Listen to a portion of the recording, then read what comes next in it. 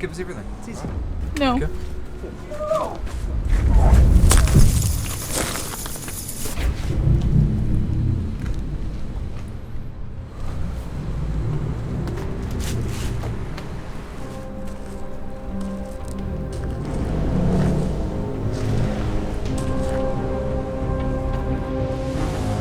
Who are you? Vengeance. Sorry, what?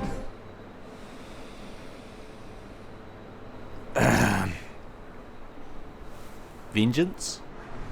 Vengeance.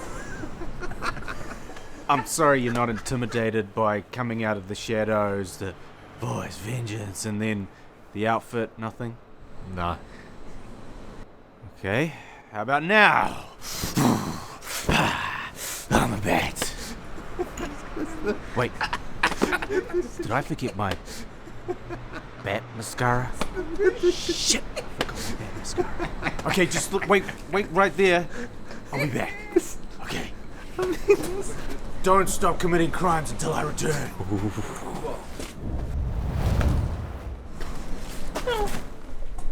You heard the man.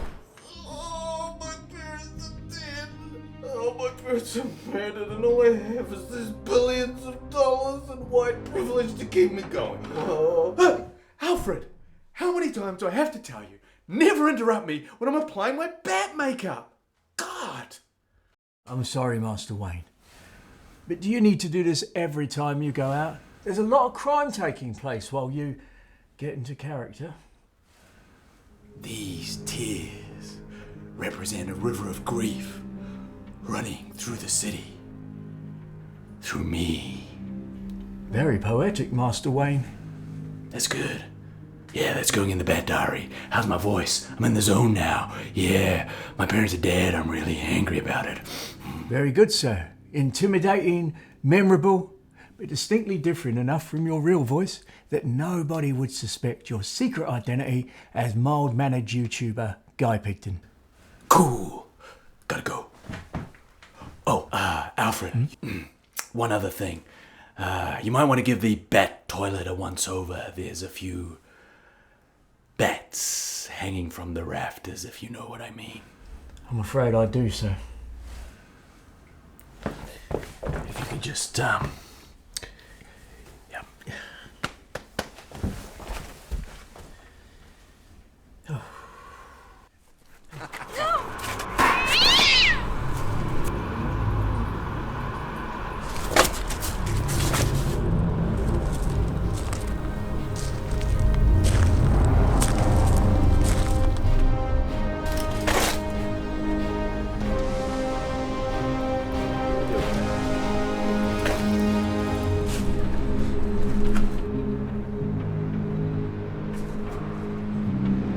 Who are you?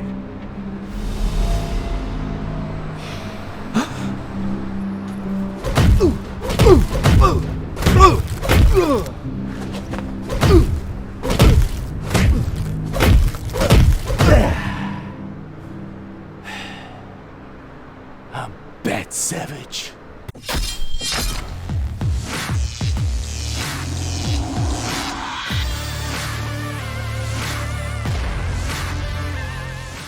Warning, the Savage filmmaker failed maths twice in high school. Therefore, his discussions around anamorphic aspect ratios and crop factors may be oversimplified or not 100% accurate. But you get the gist. He takes no responsibility for any of the information provided, so please do not correct him in the comment section. You will only be enabling toxic comment correction culture that has become prevalent in the YouTube tech community and has led to many popular YouTubers taking their own lives out of shame. Today, I want to talk about one of the key aesthetics that we associate with films and cinema. Yes, there is that dreaded question again. What makes something cinematic? Some of my other videos have explored certain aspects of what creates this feeling and why. But one of those things is something that until recently was quite out of reach of independent filmmakers, and that is shooting on anamorphic lenses. First, let's talk about exactly what is anamorphic. What does it all mean, Basil? The anamorphic look is essentially just a widescreen format, or a wider screen format than is traditional.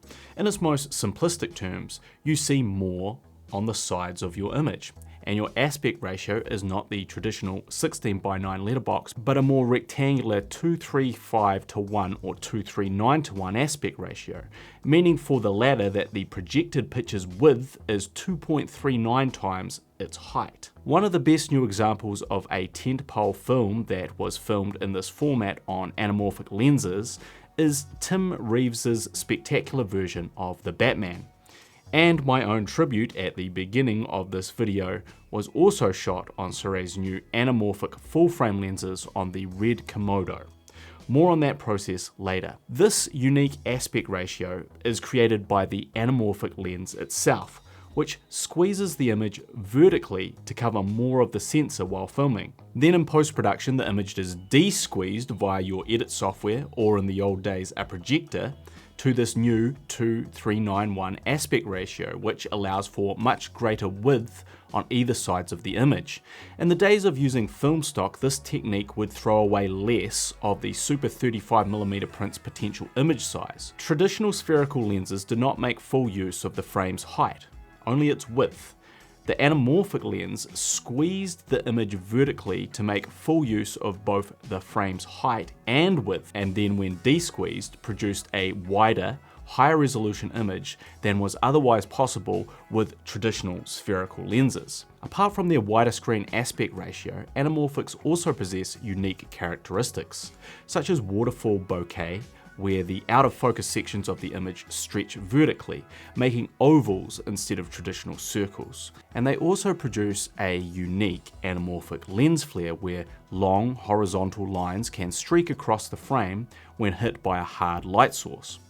Also, due to the nature of squeezing and de-squeezing the image, the sides of the frame can create a bowing effect, meaning actors had to be carefully placed in frame, and early anamorphic lenses were also notorious for not being able to really film close-ups without distorting the actor's features. And so many of these films only ever featured mid-shots and wider. While the original design of an anamorphic lens was created in the early 1900s, filming movies using anamorphic lenses did not start until the 1950s. And the reason they were introduced was purely a business decision. Not dissimilar to the way streaming services today have completely eroded the in-cinema experience for many. In the post-World War II era, the introduction of a little thing called television had seriously damaged box office returns. Less people were going to the cinema, and the studios were desperate to provide reasons why you should still go and see things on the big screen. Sound familiar? One of their ideas was just make the big screen bigger, or at least wider. Movies shot in CinemaScope offered this exciting new aspect ratio. Forget that giant radioactive box in the lounge, kids. Jump in the car, we're off to see movies, to see more movie on the sides. If we're being honest, CinemaScope or Scope, Panavision, whatever it was called to signify a movie filmed with anamorphic lenses, was ultimately just a gimmick. Not unlike 3D films, IMAX, or other crazy in-theatre experience concepts such as smell-o-vision and electric chairs. But while a lot of these gimmicks fell by the wayside, anamorphic filming did not. Filmmakers enjoyed this new widescreen option for telling stories, and presumably audiences, whether they were aware of it or not, also found it appealing. But the funny thing about films shot with anamorphic lenses is that you could live your whole life not knowing whether or not you've seen one. Spoiler alert, you have. Like many aspects of filmmaking and the cinematic experience, the idea behind these lenses is to create a different sense of immersion through their aesthetic, to draw you subconsciously into what you are seeing, not to make you somehow aware of the technique on display. Filmmaking is a magic trick, and anamorphic lenses are just one of many such tricks, a sleight of hand which you might not have spotted. And yet, despite how subtle its characteristics can be, the influence of anamorphic filming is undeniable. Why do you think all these cinematic YouTube B-roll clips go to a letterbox mode, which is essentially just cropping out some of the image? How does reducing the amount of image you see make sense? It doesn't really. People are simply trying to replicate the big screen cinematic feeling of what an anamorphic frame does to their images, often without even realizing it. Why does a letterbox image just look better to our eye? Perhaps it's because you have been subconsciously programmed to believe that is the appropriate aspect ratio for a cinematic experience, as taught to you by a lifetime of watching films shot in it. It's hard to say exactly why the anamorphic look is so appealing, because realistically, most of us don't even know we're watching it. But I think part of the reason we as filmmakers connect to this is because of the filmmakers who've used anamorphic framing to tell their stories. When I think of anamorphic, I often think of the films shot by John Carpenter and Dean Cundey, whose work in movies like The Thing, Escape from New York, and countless others are just so hypnotically compelling. And then there's the true OGs of the anamorphic look. I'm talking about Steven Spielberg and George Lucas. George put the format to good use filming grand, epic, widescreen alien vistas of his grand, epic space opera, Star Wars, which for many is the greatest, most memorable trilogy of our childhoods and of all time. Then there's Spielberg, who didn't just define our childhoods with one film, but film after film. Classic films, iconic films, films featuring some of the greatest, most innovative moments and visuals we had ever witnessed. Spielberg's movies weren't just movies. They shaped generations of filmmakers and film goers.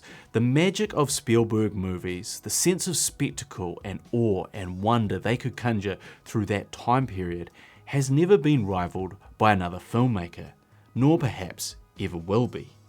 With these two titans of the industry being proponents of shooting many of these classic films with anamorphic lenses, is it any wonder that we collectively think of this anamorphic look as being an integral part of the cinematic look? So if this format and look is so iconic as part of our collective psyche, why are we all just letterboxing our footage to try and recreate it? Unfortunately, for the longest time, the idea of shooting on anamorphic lenses for indie filmmakers was prohibitively expensive. These lenses were even more complicated to make than regular lenses due to their optical squeeze factor.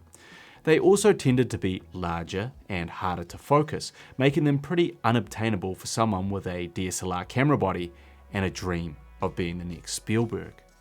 However, all of that has now begun to change. So let's look at all of the different ways you can achieve the anamorphic look in your films. And I would be remiss if I did not mention channels like Anamorphic on a Budget and Media Division that have really paved the way for indie filmmakers to start becoming anamorphic shooters.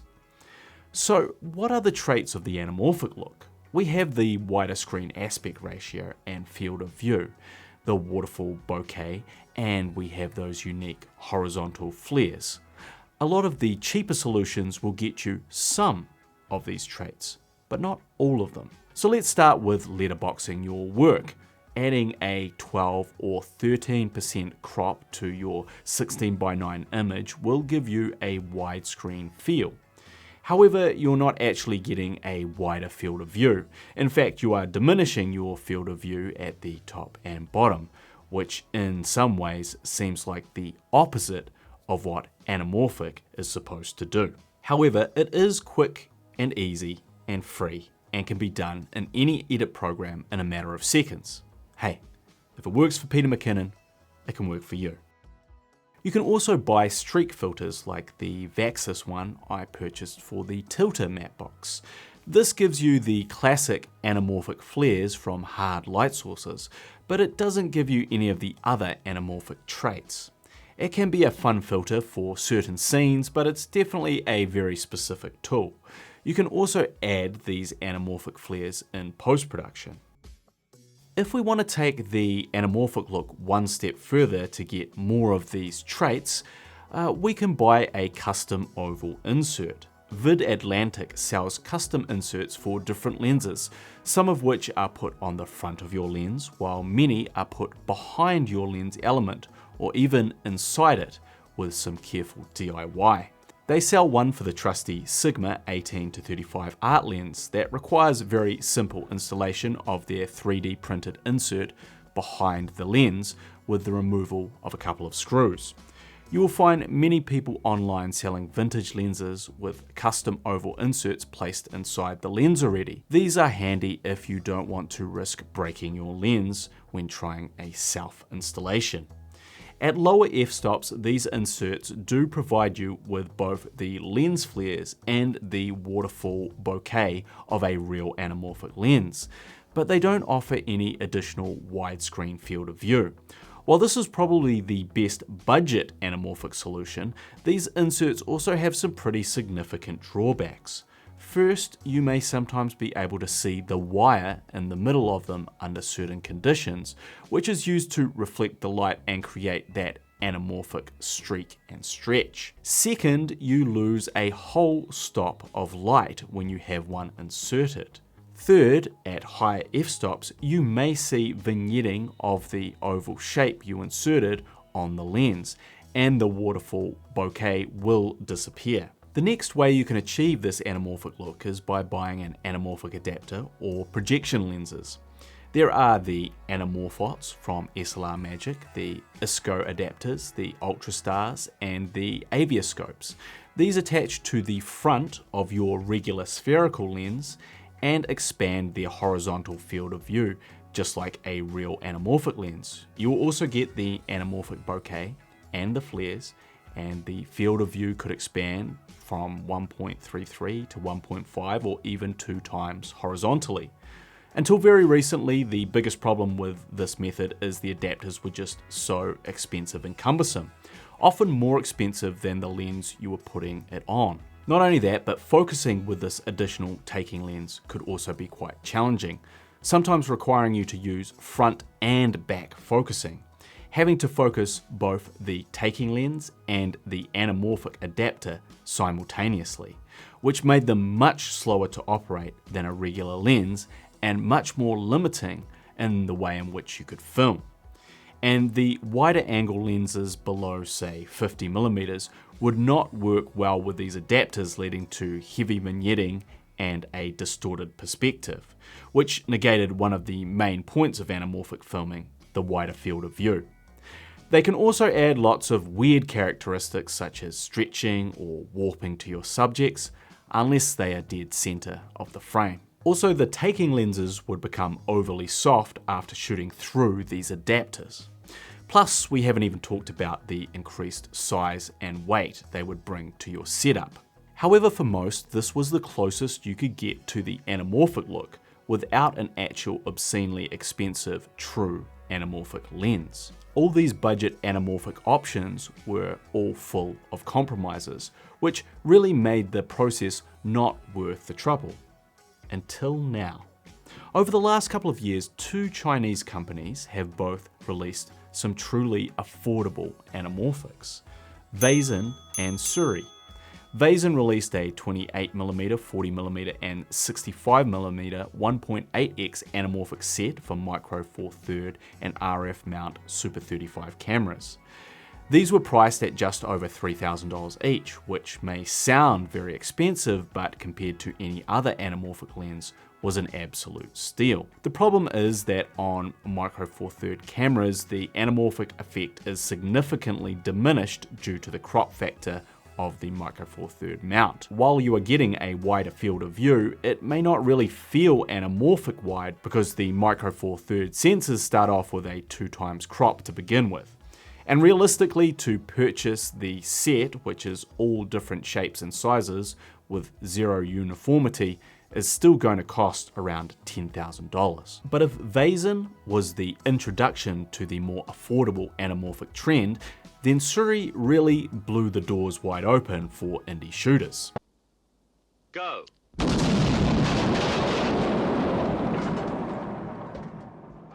You're only supposed to blow the bloody doors off.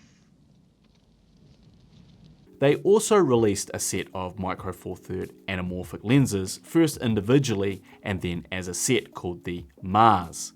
This release fixed some of the build problems from the original Indiegogo versions, taking on feedback from customers and made all of the focus rings and gears in the same place and gave them proper metal cinema housing.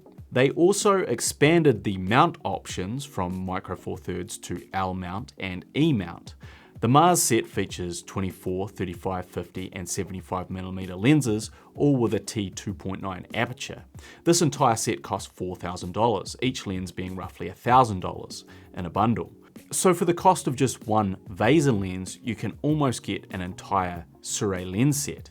Anamorphic lenses, for the first time ever, were actually on par with the cost of regular spherical lenses, and finally accessible to not just the Hollywood elite.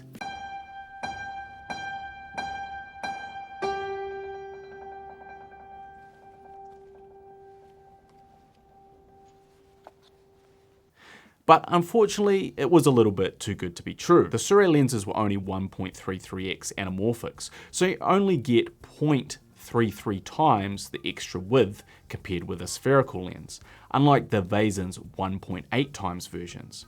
And they also only covered the ASPC sized image sensors, so the Micro Four Thirds set was limited to cameras like the GH5 and the Blackmagic Pocket 4K.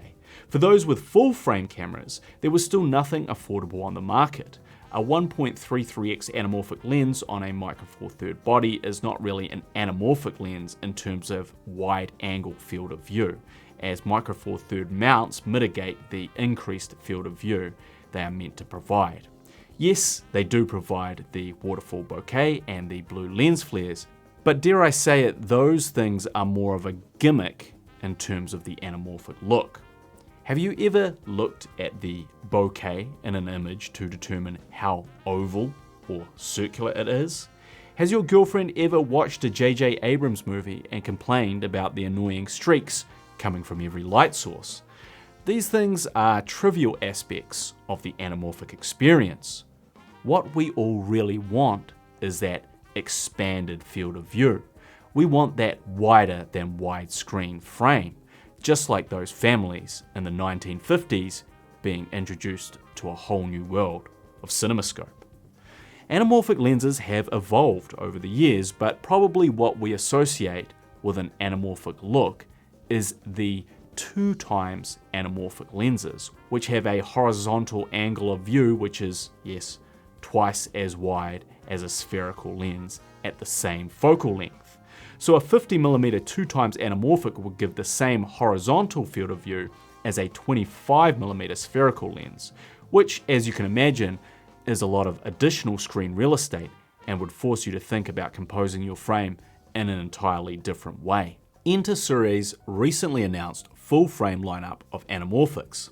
These new versions would feature the same cinema bodies as their Mars counterparts, but crucially now cover full frame camera sensors. They also had a larger 1.6 times stretch factor instead of the 1.33 times, with the aperture still being t2.9. Sirui, you officially have my attention. While the 1.6 times stretch factor is still a trade-off, it's not 2 times stretch, but it is significantly wider than the equivalent spherical lens's horizontal field of view, meaning that these new lenses are much closer in terms of anamorphic widescreen characteristics to those elusive Hollywood lenses.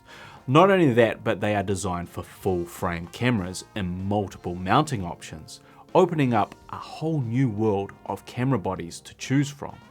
And perhaps best of all, the full retail price of these lenses is only $1,500, making them the most affordable full-frame anamorphics ever created. My obsession is often with finding new ways to bridge the gap between the indie world and the Hollywood style of shooting. My gas was activated.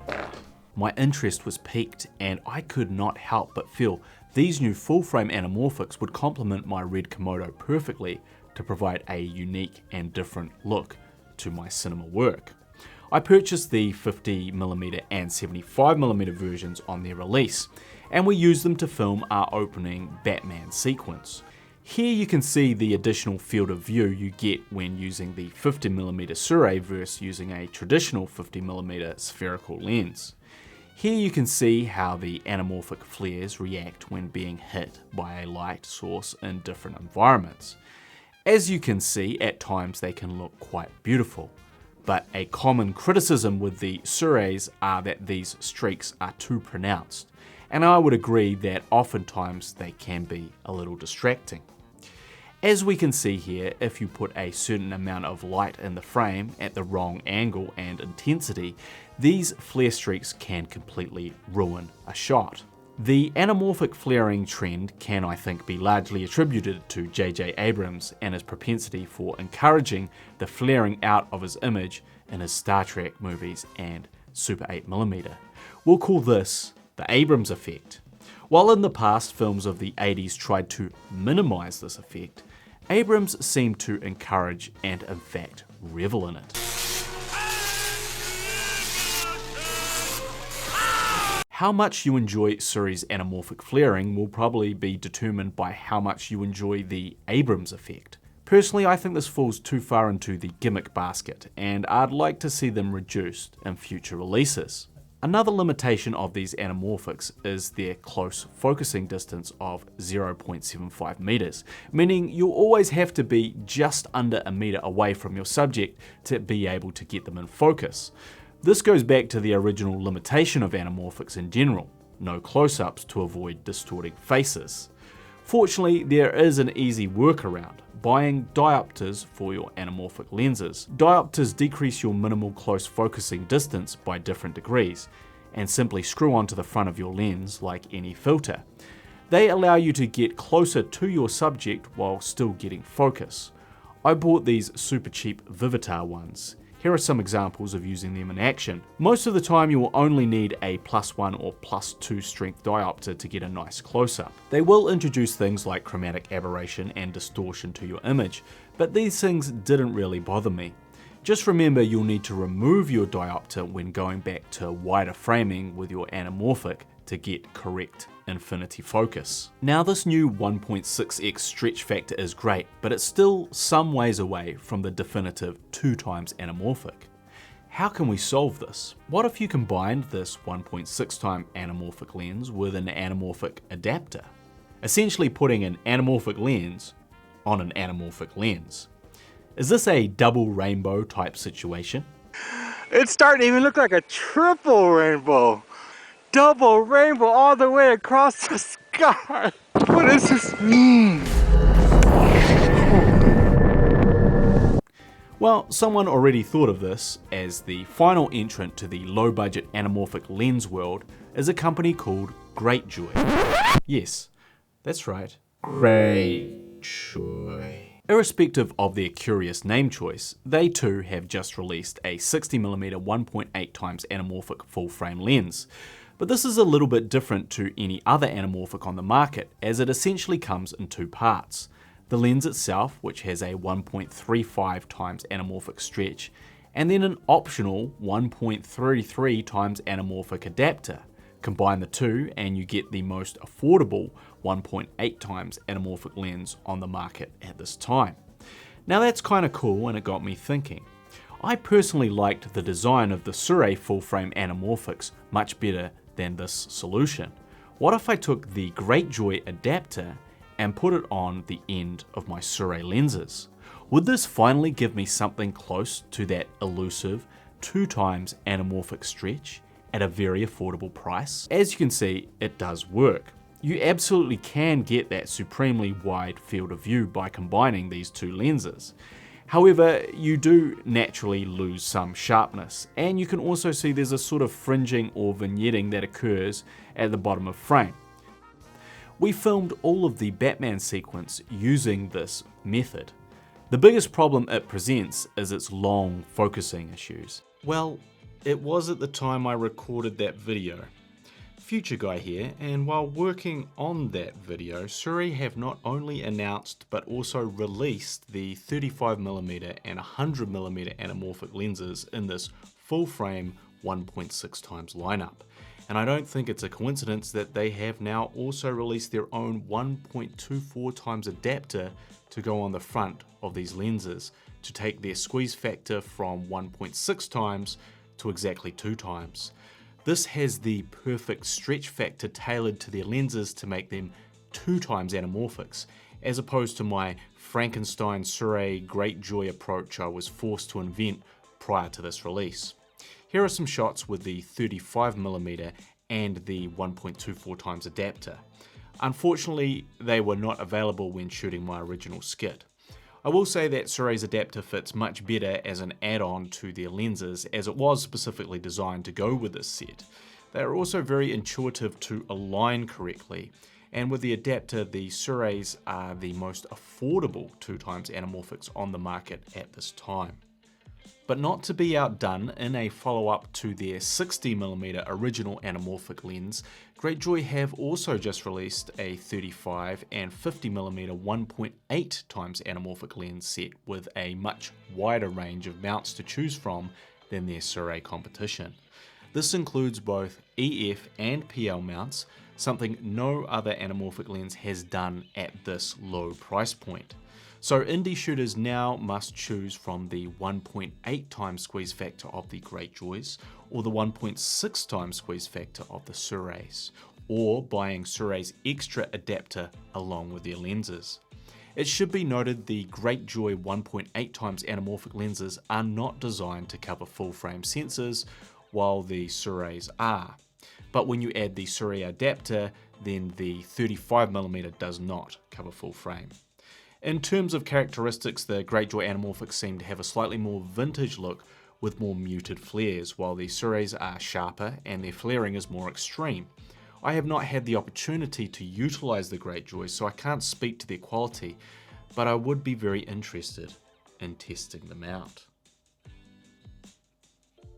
Laowa have also just released their own set of affordable anamorphic lenses, and it seems we will soon be spoiled for choice. It's safe to say that anamorphic filming is taking an exciting leap within the low-budget world, allowing a new style of lensing and format to finally be accessible to indie shooters. And we're getting one of the most elusive cinematic tools to add to our arsenal: truly affordable anamorphic lens sets. It's only taken 70 years. Finally, there's a new opportunity to capture our very own Spielbergian moments in a similar way to the many films we know and love. I hope you found this video helpful. If you have, please consider liking and subscribing. And let me know in the comments what budget anamorphic lenses you are using or excited to get your hands on. As always, I am the Savage Filmmaker, and I'll see you when I see you. Thursday, October 31st. Dear Bat Diary, I had a good breakfast today. Back on the smoothies. Diet's improving. Feeling good in the suit. Body positive. Can't be self-conscious about my appearance now. YouTube is crowded for the holiday. Hidden in the chaos is the element. But I'm there too. Watching. Subscriber count hasn't budged. Maybe I'm not the content creator YouTube needs, but I am the one it deserves to do overly long video essays like this. Another year of nights editing have turned me into a nocturnal editor. I must choose my subjects carefully. It's a big platform. I can't be everywhere. We have a signal now for when I'm needed. When that icon hits the end screen, it's not just a button, it's a call to action. YouTube is a tool. They think I'm making new content, but I am the content. Like and subscribe.